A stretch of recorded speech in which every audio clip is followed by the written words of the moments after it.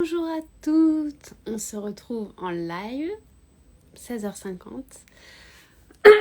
Pardon, excusez-moi, je suis toujours malade, du coup ça est un peu désagréable, je sais.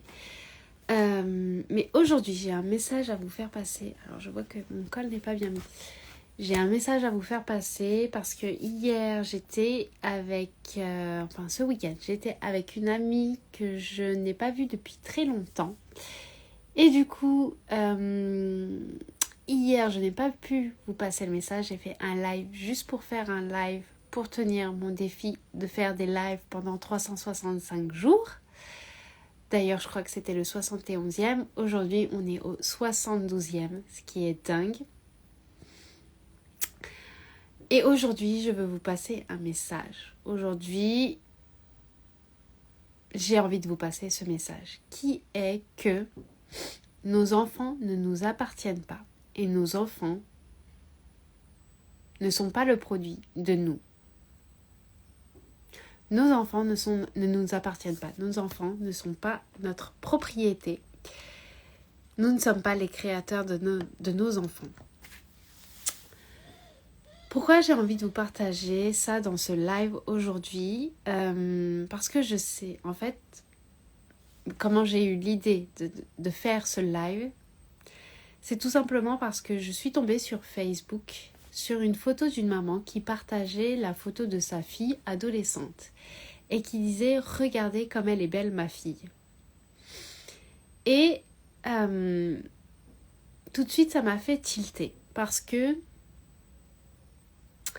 c'est exactement ce que beaucoup de parents, ce que beaucoup de personnes font au jour d'aujourd'hui par rapport à leurs enfants. Et que moi-même aussi j'ai fait dans le passé, c'est de s'attacher à ce que sont nos enfants, à ce qu'ils font,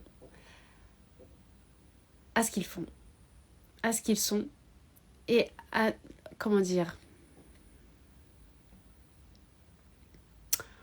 au fait qu'ils vont refléter dans leurs actions, dans ce qu'ils font, quelque chose qui est valorisé par la société. Donc la beauté, le succès, les résultats académiques, peut-être ça dépend en plus des cultures, ça peut être la grande famille, ou le fait qu'ils soient religieux, ou le fait qu'ils soient mariés,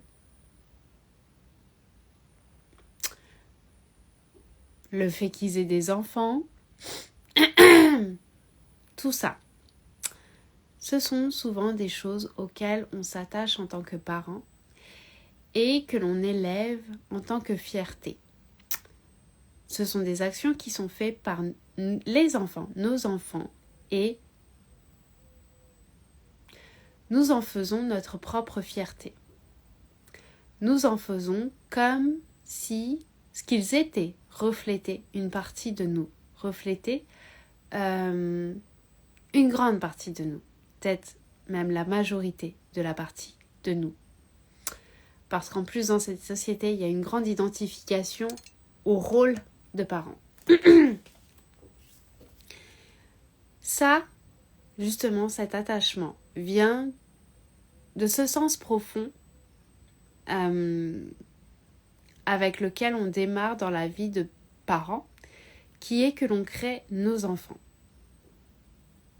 Parce que, en plus, surtout pour les mères, parce que tout simplement, l'enfant sort de notre corps, est conçu par notre corps, donc on peut penser qu'il est conçu par nous, conçu par notre corps, et ensuite que toute leur vie a été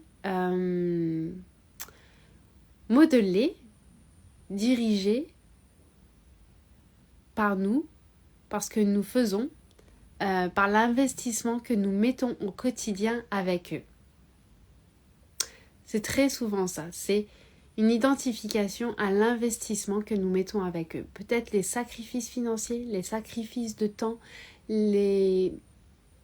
toutes les différentes choses que nous avons fait pour que nos enfants, ces enfants deviennent ces personnes que nous souhaitons, que nous idéalisons. Parce que peut-être c'est justement ce que nous n'avons pas pu être au jour d'aujourd'hui parce que différentes choses ont fait que. Excusez-moi. Différentes choses ont bloqué du coup notre évolution et maintenant, peut-être des peurs aussi continuent à bloquer notre évolution et maintenant on projette ça sur nos enfants. On souhaite que nos enfants soient les personnes que l'on aimerait être avec à la base derrière un système de valorisation qui est celui de la société. Très souvent ce que l'on tend, vers quoi on tend, c'est le modèle de la société qui est que on a réussi sa vie à partir du moment où on a réussi surtout financièrement. Mais ça peut être aussi d'autres codes selon la culture, selon la famille dans laquelle vous avez vécu, selon l'histoire de votre famille. Il y a plein de choses qui se jouent là-dedans. Aujourd'hui, ce que je voulais vous dire, c'est que nous ne sommes pas les créateurs de nos enfants. Nous ne sommes pas les créateurs de nos enfants. Nos enfants naissent déjà complets. Nos enfants naissent déjà avec tout ce qui est nécessaire pour vivre sur cette terre et pour vivre de manière heureuse. Nos enfants ont tout à l'intérieur d'eux. Et nous ne créons rien. Nous ne créerons rien. Nous ne faisons que transmettre la vie. Il y a déjà cette illusion que nous créons leur corps. Nous ne créons rien. C'est notre corps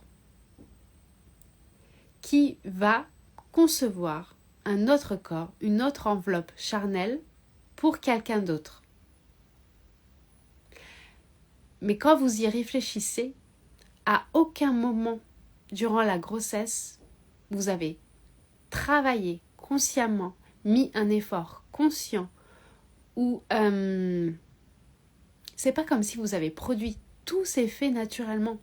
Tout s'est fait dans le pur inconscient et dans la pure automatisme, dans le pur automatisme de la vie.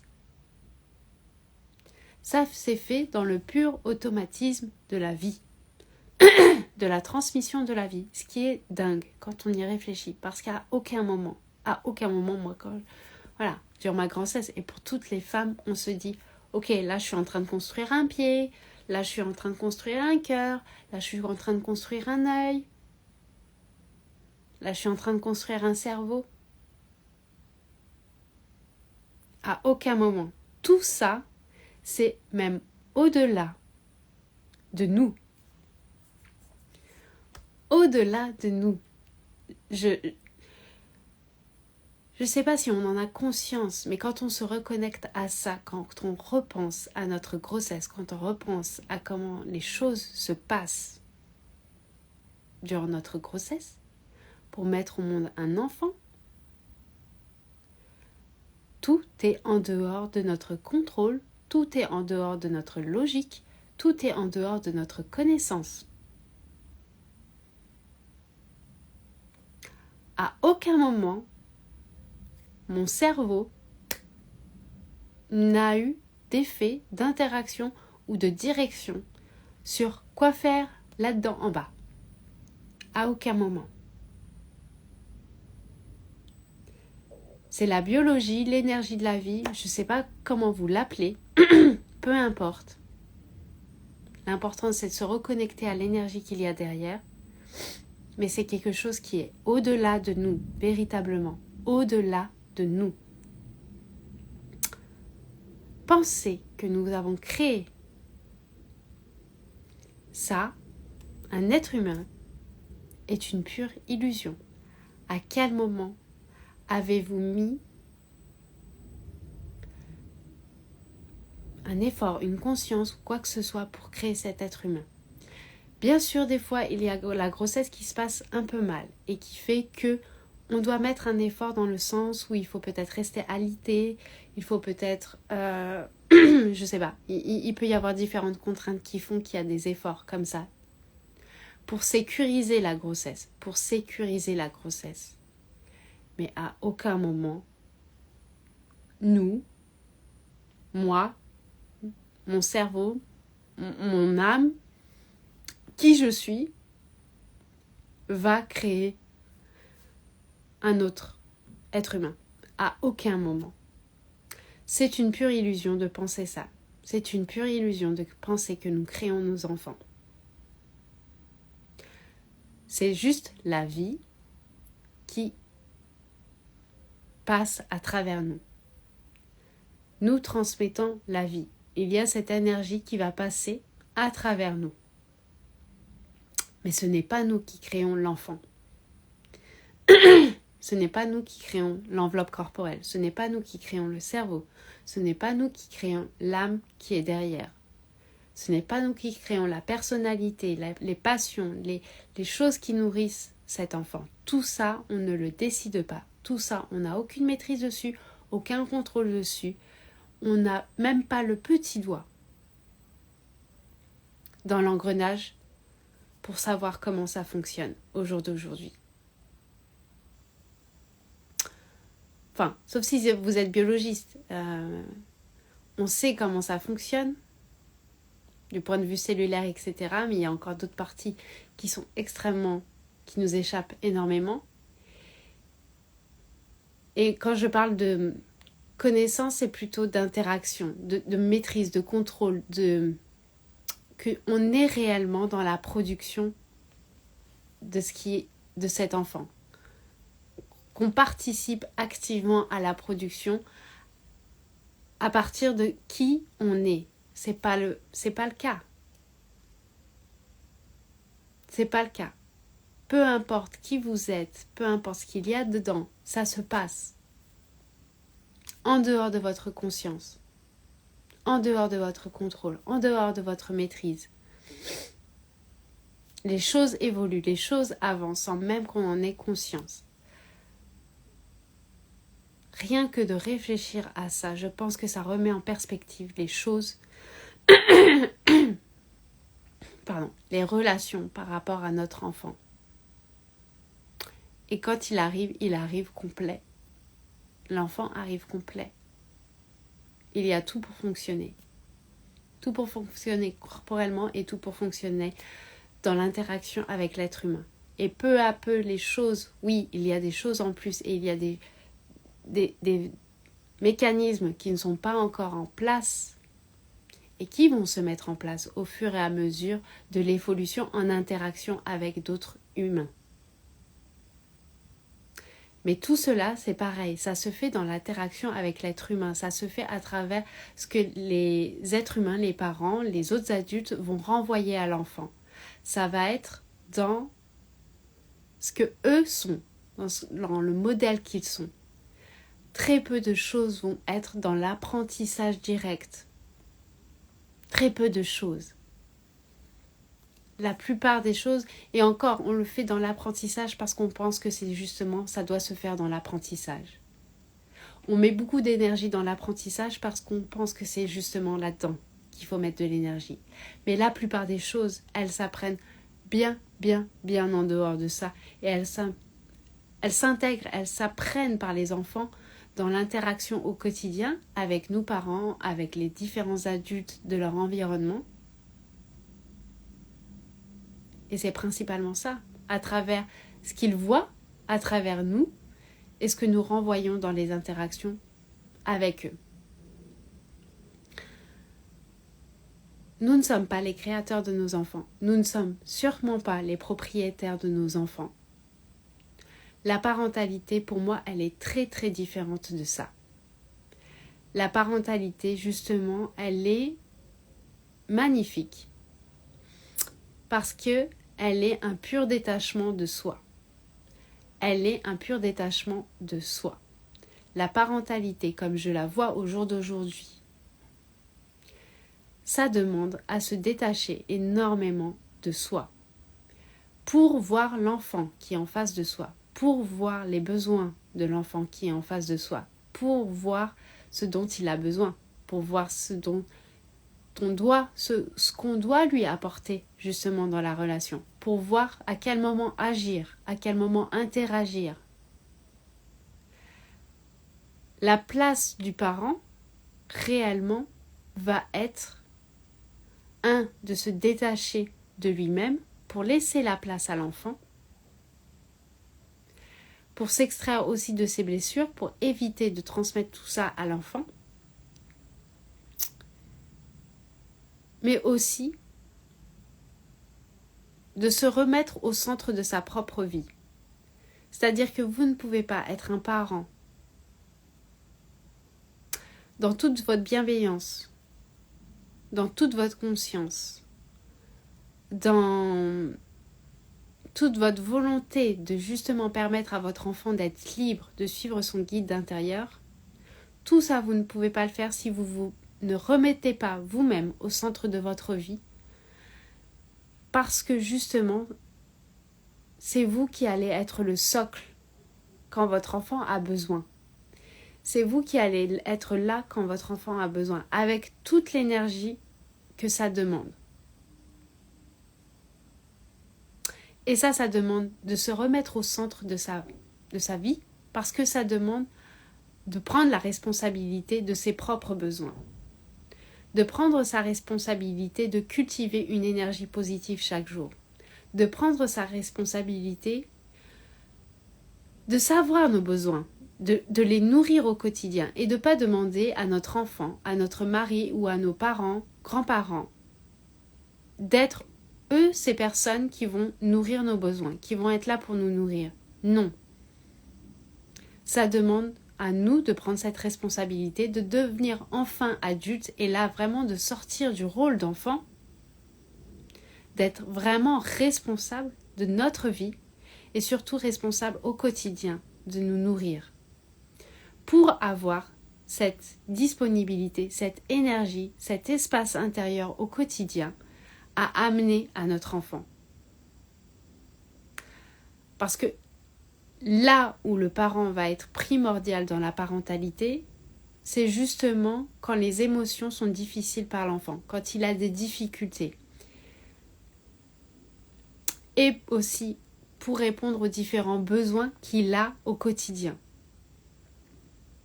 C'est là-dedans, c'est dans les moments en fait où ça demande de la ressource de notre part, parce que nos enfants ne peuvent pas répondre par eux-mêmes à ça, à ces demandes-là, que nous interagissons, que nous sommes là, que nous sommes présents avec une énergie qui va être porteuse. C'est là la différence. C'est là la différence. Et du coup, j'ai perdu le fil. J'ai perdu le fil avec le début du live.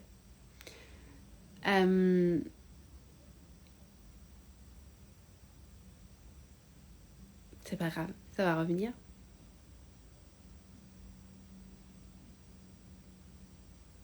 Oui, je sais pourquoi. Je sais pourquoi j'ai dérivé là-dessus. La plupart de la parentalité qu'on l'on voit au jour d'aujourd'hui, et quand je dis parentalité, c'est pas, je parle pas là de parentalité bienveillante, de parentalité respectueuse. Je parle de la parentalité en général. Parce que même la parentalité bienveillante et la parentalité respectueuse, comme c'est, entre guillemets, marketé aujourd'hui dans le monde de la parentalité, est une parentalité qui se fait aussi à partir, potentiellement, de nos blessures. Et parfois aussi de nos besoins. Même si déjà, à travers ça, on commence à s'en extraire, il y a peu de conscience quand même qui est amenée dans ces parentalités sur, justement, à quel moment on agit à partir de nous, à partir de nos besoins, mais surtout à partir de nos blessures, à partir de notre prison intérieure,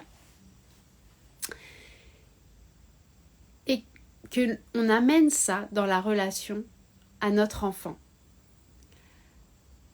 Dans les interactions au quotidien que l'on a avec nos enfants, dans ce qu'on nous montre de nos enfants sur les réseaux sociaux, de comment on parle de nos enfants aux autres personnes ou comment on parle à nos enfants sur certains sujets, est souvent le reflet d'un moyen ou d'une demande à notre enfant de répondre à un de nos besoins, ou d'entrer dans notre prison intérieure, d'entrer dans nos blessures, dans le monde de nos blessures, pour éviter de nous mettre dans un inconfort, de nous faire sortir justement de notre zone, de cette zone que l'on ne connaît pas et de cette zone qui nous fait peur parce que justement elle nous confronte à nos blessures, à nos croyances, à nos pensées, à tout ce qui s'est déroulé et qui a été engrainé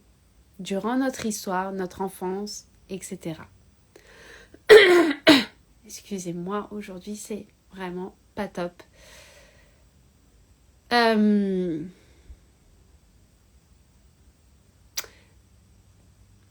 Et c'est important de comprendre ça. C'est important de comprendre ça. Parce que la grande tendance dans ce monde au jour d'aujourd'hui, c'est justement de modeler, de sculpter, de forger nos enfants à partir de nous.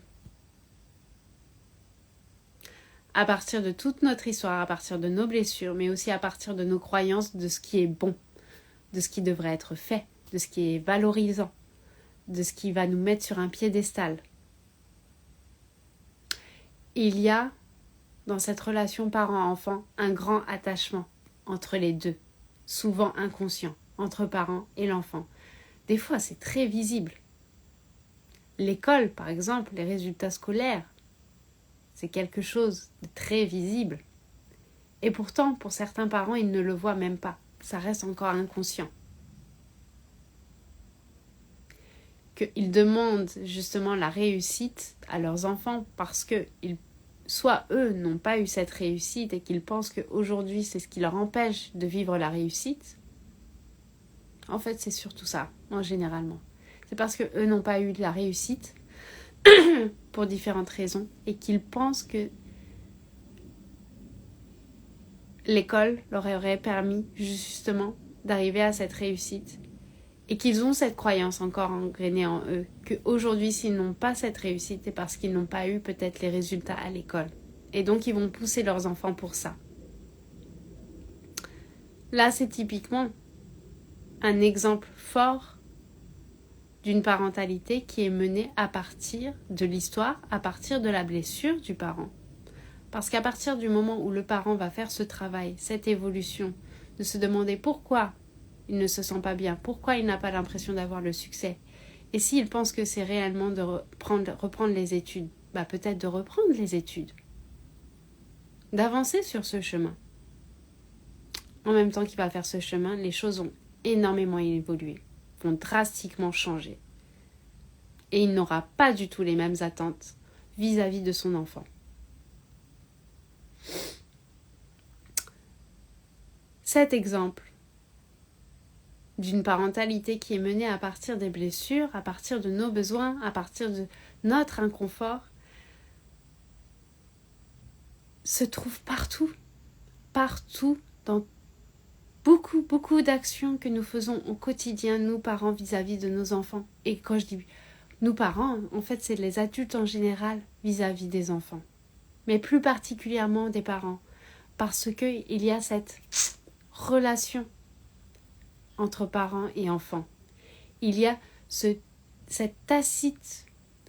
contrat tacite que si l'enfant réussit, le parent a réussi. Si l'enfant échoue, le parent a échoué. Cette photo sur Facebook de la maman qui dit que « Regardez ma fille comme elle est belle ». Pourquoi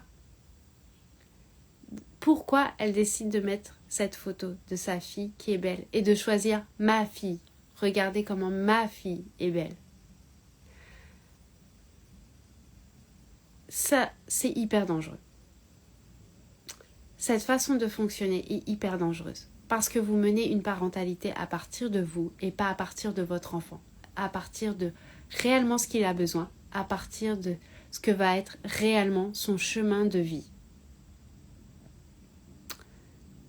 Et je sais que beaucoup de personnes, beaucoup de parents le font parce que tout simplement on n'en a pas conscience. Mais je pense qu'à travers ce live, déjà, vous allez prendre conscience des choses.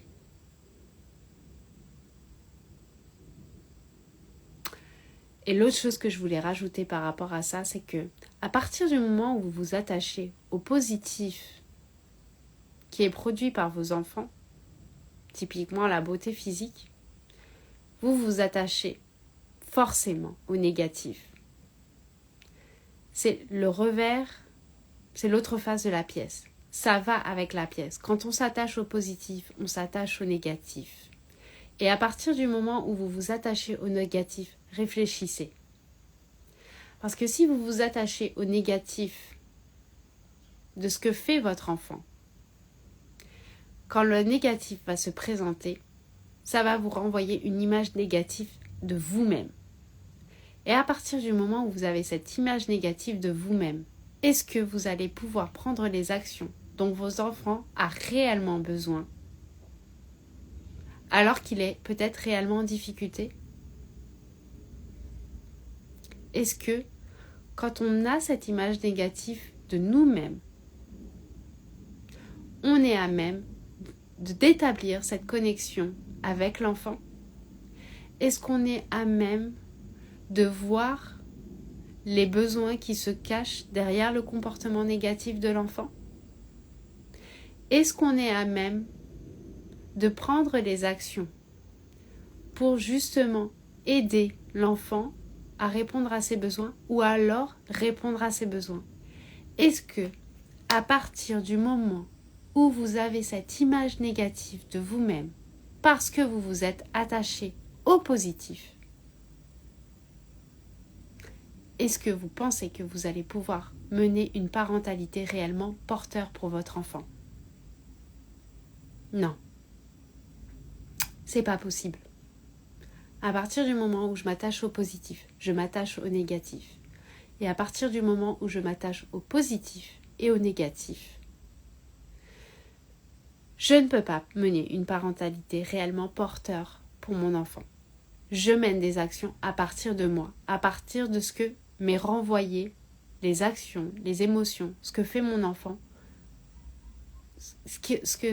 l'image de moi qui est renvoyée à travers ça. Pas réellement. Je vois pas réellement mon enfant là, dans cette relation. Je vois pas réellement ce qui se passe pour mon enfant. Je mène pas une parentalité à partir de ce que a réellement besoin mon enfant. Et c'est pour ça que je vous disais que la parentalité pour moi, elle est tellement différente de ce qu'on peut voir dans le monde, c'est que il y a vraiment ce détachement à faire. C'est ça, c'est ce dont je vous parle. Il y a ce détachement à faire. Parce qu'à partir du moment où vous collez aux choses, où vous êtes emméché là comme ça, aux choses, au jugement des autres, à l'image qui est renvoyée dans toutes les actions que font votre enfant,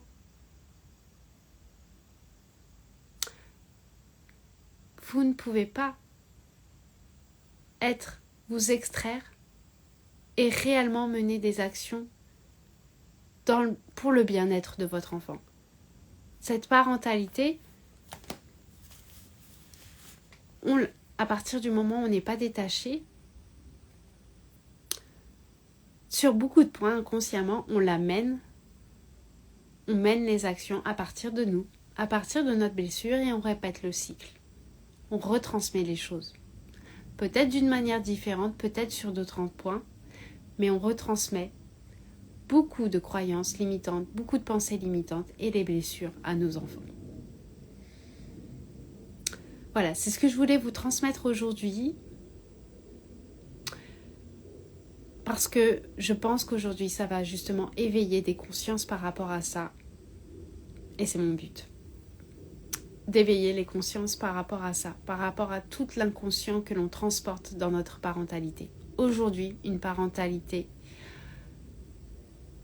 réellement porteur de l'enfant, pour moi, elle se fait dans un détachement de soi. Tout en réintégrant soi au centre de sa vie. C'est toute la subtilité de la chose. Voilà, écoutez, je vous laisse et je vous dis à demain pour un autre live. J'étais hyper heureuse de faire ce live aujourd'hui. J'avais vraiment à cœur de vous transmettre ça pour ce 72e live parce que c'est la clé de beaucoup de choses. C'est vraiment la clé de beaucoup de choses. Voilà, je vous dis à demain pour un autre live. Ciao.